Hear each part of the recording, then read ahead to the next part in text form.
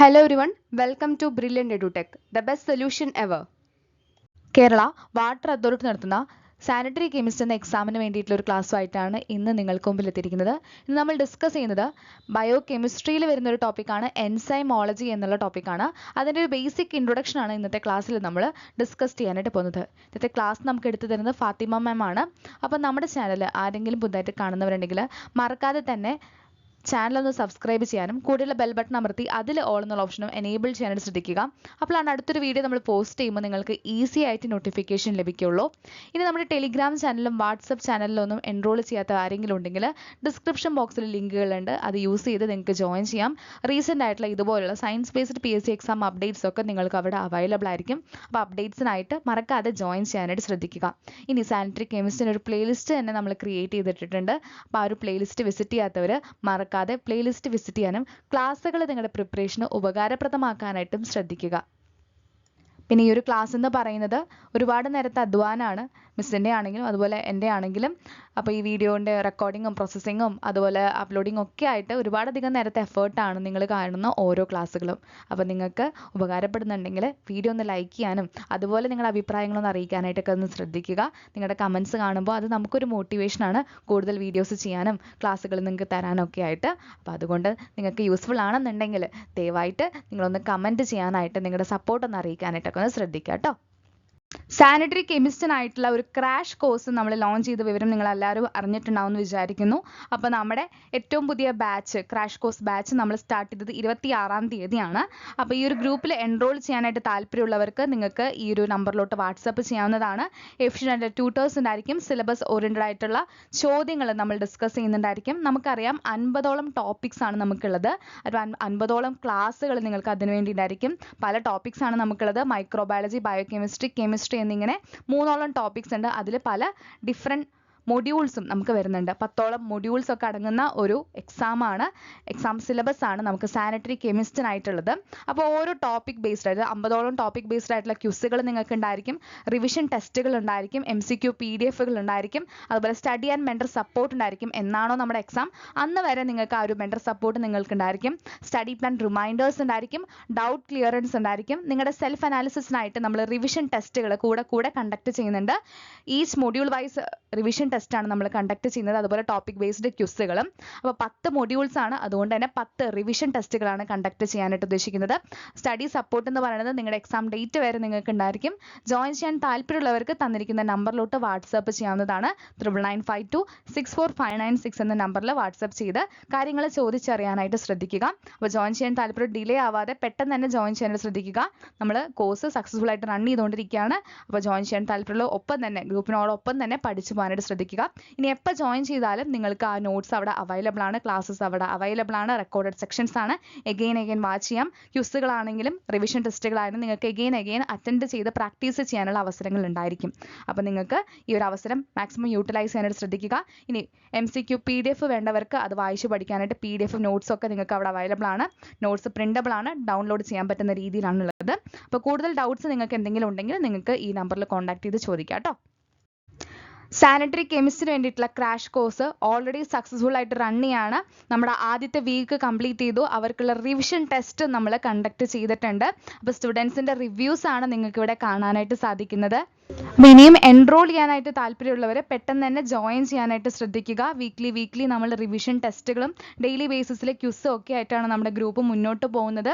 അപ്പോൾ അതുകൊണ്ട് ജോയിൻ ചെയ്യാൻ താല്പര്യമുള്ളവർ പെട്ടെന്ന് തന്നെ ജോയിൻ ചെയ്യാനായിട്ട് ശ്രദ്ധിക്കുക. ഇന്ന് നോക്കാൻ പോകുന്ന ടോപ്പിക് എന്ന് പറയുന്നത് എൻസൈംസിനെ കുറിച്ചാണ്, അല്ലെങ്കിൽ എൻസൈംസിൻ്റെ സ്റ്റഡിയാണ്. The study of enzymes is called enzymology. എൻസൈംസിനെ കുറിച്ചുള്ള പഠനത്തിന് പേരാണ് എൻസൈമോളജി. എൻസൈംസ് എന്ന് പറഞ്ഞാൽ ബേസിക്കലി ബയോളജിക്കൽ കാറ്റലിസ്റ്റ്സ് ആണ്. അപ്പോൾ എന്താണ് ഒരു കാറ്റലിസ്റ്റ്? ഒരു കെമിക്കൽ റിയാക്ഷൻ സ്പീഡപ്പ് ചെയ്യാനോ സ്ലോ ചെയ്യാനോ യൂസ് ചെയ്യുന്ന ഒരു മീഡിയമാണ് കാറ്റലിസ്റ്റ് എന്ന് പറയുന്നത്. അപ്പോൾ നമ്മുടെ ബോഡിയിൽ അല്ലെങ്കിൽ ലിവിങ് ഓർഗാനിസംസിൻ്റെ ബോഡിയിൽ പല കെമിക്കൽ റിയാക്ഷൻസും നടക്കുന്നുണ്ടായിരിക്കും അല്ലേ. അപ്പോൾ അങ്ങനെയുള്ള റിയാക്ഷൻസിന്, ബയോളജിക്കലായിട്ടുള്ള റിയാക്ഷൻസിനെ കാറ്റലൈസ് ചെയ്യാൻ യൂസ് ചെയ്യുന്ന മീഡിയമാണ് എൻസൈംസ് എന്ന് പറയുന്നത്. അപ്പോൾ enzymes generally accelerate the rate of chemical reactions. They are capable of performing multiple reactions. അതായത് ഒരു എൻസൈമിന് തന്നെ ഒരുപാട് റിയാക്ഷൻസിനെ കാറ്റലൈസ് ചെയ്യാനുള്ള കഴിവുണ്ട്.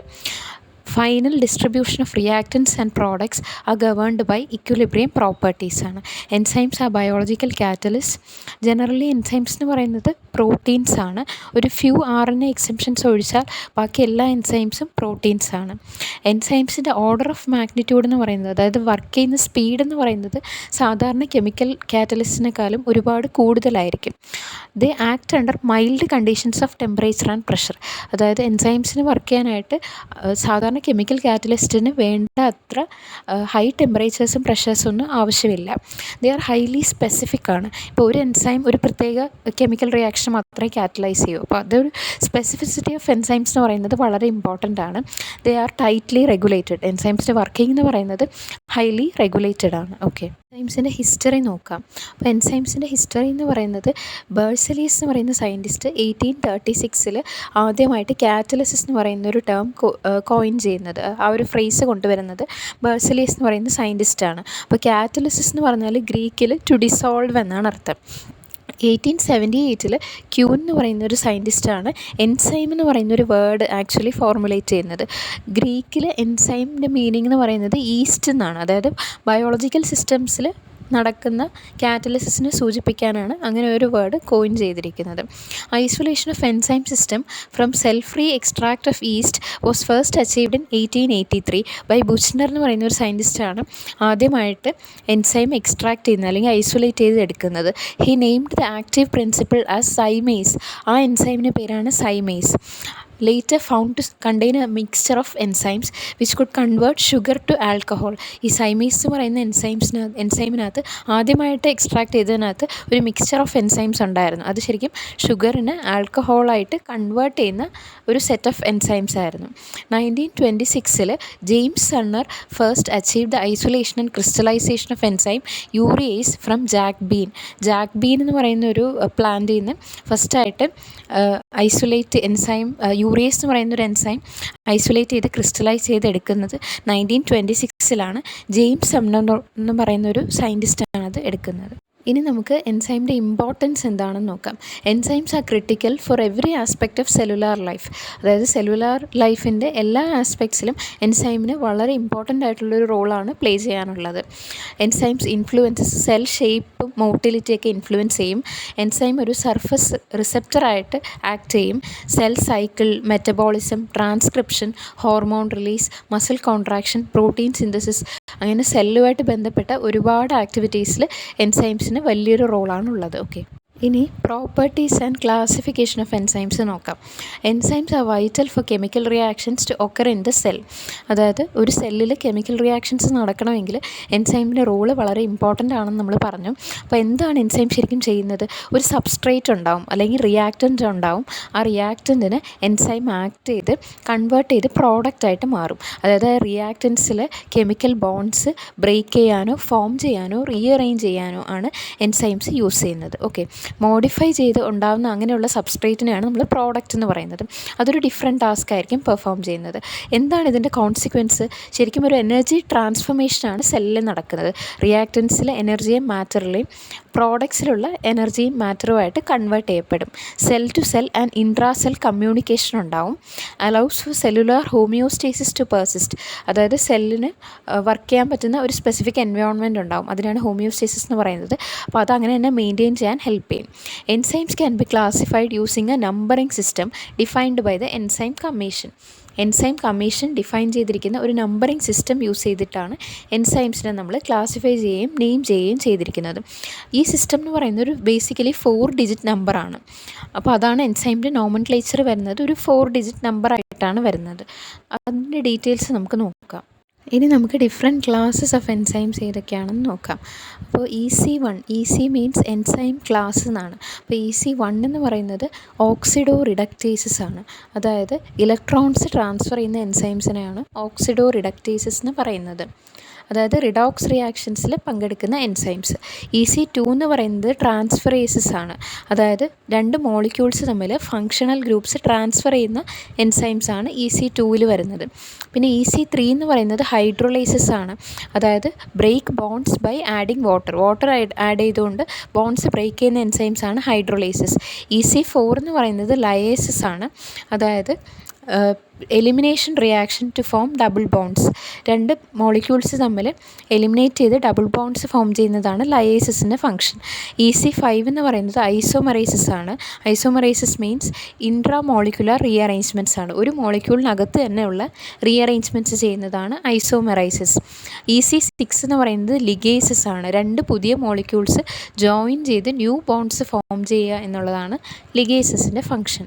എൻസൈം നോമൻക്ലേച്ചറിലോട്ട് വരികയാണെങ്കിൽ നമുക്കൊരു എൻസൈമിൻ്റെ നെയിം നോക്കാം. EC3.2.1.1 ആണ് ഒരു എൻസൈമിൻ്റെ നോമൻക്ലേച്ചർ വരുന്നത്. അതായത് ഒരു 4 ഡിജിറ്റ് നമ്പറാണ് ബേസിക്കലി. EC3 എന്ന് പറയുന്നത് നമുക്കറിയാം ഏതായിരിക്കും, ഫസ്റ്റ് ടൈപ്പ് ഓഫ് ജനറൽ റിയാക്ഷനെ ഇൻഡിക്കേറ്റ് ചെയ്യുന്നതായിരിക്കും. ഇപ്പോൾ EC3 ഹൈഡ്രോളൈസ് ആണ്, നമ്മൾ നേരത്തെ പറഞ്ഞല്ലോ. അപ്പോൾ EC3 എന്ന് കണ്ടാൽ അതിൻ്റെ മീനിങ് ഹൈഡ്രോളൈസ് എന്നാണ്. അതായത് ഈ 4 ഡിജിറ്റ് നമ്പറിൽ ആദ്യത്തെ നമ്പർ ഇൻഡിക്കേറ്റ് ചെയ്യുന്നത് ഏത് ജനറൽ റിയാക്ഷനാണ് ആ എൻസൈം കാറ്റലൈസ് ചെയ്യുന്നത് എന്നുള്ളതാണ്. ഇനി രണ്ടാമത്തെ ഡിജിറ്റ് സൂചിപ്പിക്കുന്നത് എന്താണ്? Sub class of enzyme reaction. ഇപ്പോൾ ഹൈഡ്രോളൈസിന് തന്നെ പല ക്ലാസ്സസ് ഉണ്ടാവും. അപ്പോൾ അതിനകത്ത് ഏത് സബ് ക്ലാസ് ആണെന്നുള്ളത്. For example glycosidase. മൂന്നാമത്തെ നമ്പർ 1 എന്നുള്ളത് ഉദ്ദേശിക്കുന്നത് എന്താണ്? Sub class of enzyme reaction. For example hydrolyse O glycosyl groups. അതായത് അതിൻ്റെയും സബ് ക്ലാസ്സാണ് മൂന്നാമത്തെ ഡിജിറ്റ് ഇൻഡിക്കേറ്റ് ചെയ്യുന്നത്. നാലാമത്തെ ഡിജിറ്റ് എന്ന് പറഞ്ഞാൽ ആ സ്പെസിഫിക് എൻസൈമാണ്. ഫോർ എക്സാമ്പിൾ ആൽഫ അമിലേസ് എന്ന് പറയുന്നൊരു എൻസൈം. അപ്പോൾ അങ്ങനെയാണ് എൻസൈംസിൻ്റെ നോമൻക്ലേച്ചർ വരുന്നത്. ഇനി നമുക്ക് ഓരോ ക്ലാസ്സസ് ഓഫ് എൻസൈംസ് ഡീറ്റെയിൽഡ് ആയിട്ട് നോക്കാം. ഇപ്പോൾ ഫസ്റ്റ് EC1 ഓക്സിഡോ റിഡക്റ്റേസസ് നോക്കാം. അപ്പോൾ ഓക്സിഡോ റിഡക്റ്റേസസിൻ്റെ ഫംഗ്ഷൻ എന്ന് പറയുന്നത് കാറ്റലൈസ് ഓക്സിഡേഷൻ ഓർ റിഡക്ഷൻ, അല്ലെങ്കിൽ റിഡോക്സ് റിയാക്ഷൻസ് കാറ്റലൈസ് ചെയ്യുക എന്നുള്ളതാണ്. അപ്പോൾ എന്താണ് ഓക്സിഡേഷൻ? നമുക്കറിയാം, ഒരു ആറ്റത്തിൻ്റെയോ അയോണിൻ്റെയോ ഒരു മോളിക്യൂളിൽ ചില ആറ്റംസിൻ്റെയോ ലോസ് ഓഫ് ഇലക്ട്രോൺസിനെയാണ് ഓക്സിഡേഷൻ എന്ന് പറയുന്നത്. അപ്പോൾ ഇലക്ട്രോൺസ് ലോസ് ചെയ്യുമ്പോൾ അതിൻ്റെ ഓക്സിഡേഷൻ സ്റ്റേറ്റ് ഇൻക്രീസ് ചെയ്യും. ഇനി റിഡക്ഷൻ എന്ന് പറഞ്ഞാൽ എന്താണ്? ഗെയിൻ ഓഫ് ഇലക്ട്രോൺസ് ആണ്. അപ്പോൾ അതിൻ്റെ ഓക്സിഡേഷൻ സ്റ്റേറ്റ് ഡിക്രീസ് ചെയ്യും. ഓക്സിഡോ റിഡക്റ്റേസ് എൻസൈംസിന് കുറച്ച് എക്സാമ്പിൾസ് ഒന്ന് നോക്കി വെക്കണം. ചിലപ്പോൾ എക്സാമിന് ഇങ്ങനെ ചോദിക്കാം, ഇന്ന എൻസൈം തന്നിട്ട് അത് ഏത് ക്ലാസ്സിലുള്ളതാണെന്നുള്ളത്. For example alcohol dehydrogenase EC1.1.1.1, അല്ലെങ്കിൽ സൈറ്റോക്രോം ഓക്സിഡേസ്, അല്ലെങ്കിൽ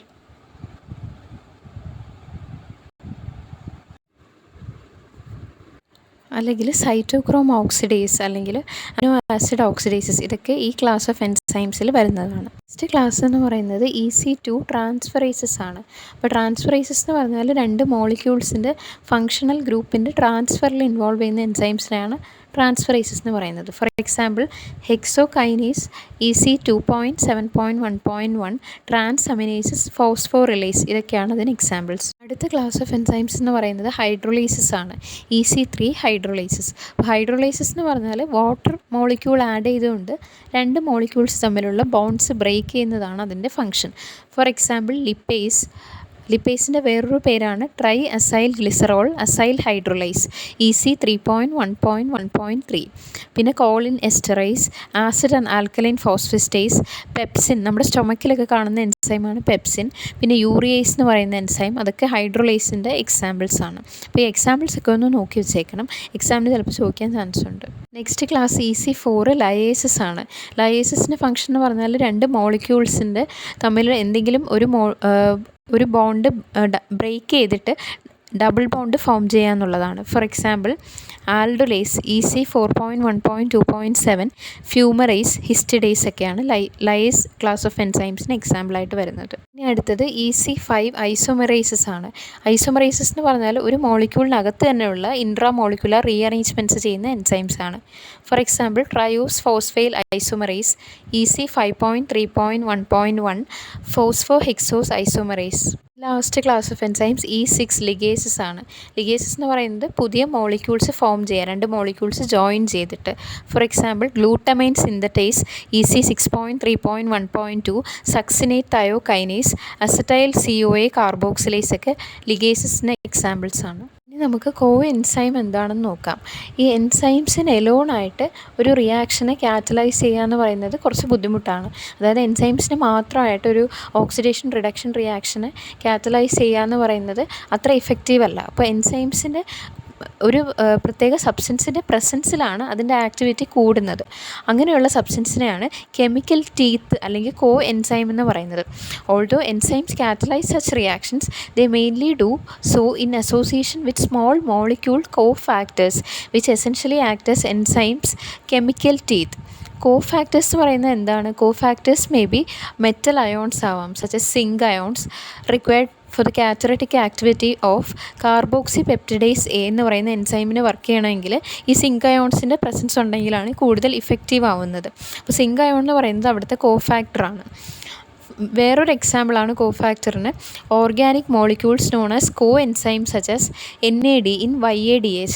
YADH എന്ന് പറയുന്ന ഒരു എൻസൈം, അതായത് ഈസ്റ്റ് ആൽക്കഹോൾ ഡീഹൈഡ്രജനേസ് എന്ന് പറയുന്ന എൻസൈമിൻ്റെ കോ ഫാക്ടറായിട്ട് ആക്ട് ചെയ്യുന്ന ഓർഗാനിക് മോളിക്യൂൾസ് ഉണ്ട്. അപ്പോൾ ഓർഗാനിക് ആകുമ്പോൾ അതിനെ കോ എൻസൈം എന്ന് പറയും നമ്മൾ കോ ഫാക്ടറിന്.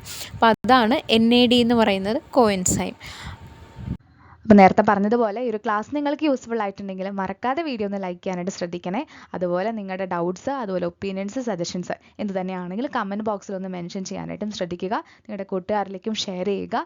അങ്ങനെ ചാനലിനെ ഒന്ന് സപ്പോർട്ട് ചെയ്യാനായിട്ട് ശ്രദ്ധിക്കുക. അപ്പോൾ അടുത്തൊരു ക്ലാസ് ആയിട്ട് കാണാം. അതുവരയ്ക്കും നല്ലൊരു പ്രിപ്പറേഷൻ നിങ്ങൾക്ക് ഉണ്ടാവട്ടെ എന്ന് ആശംസിക്കുന്നു. താങ്ക്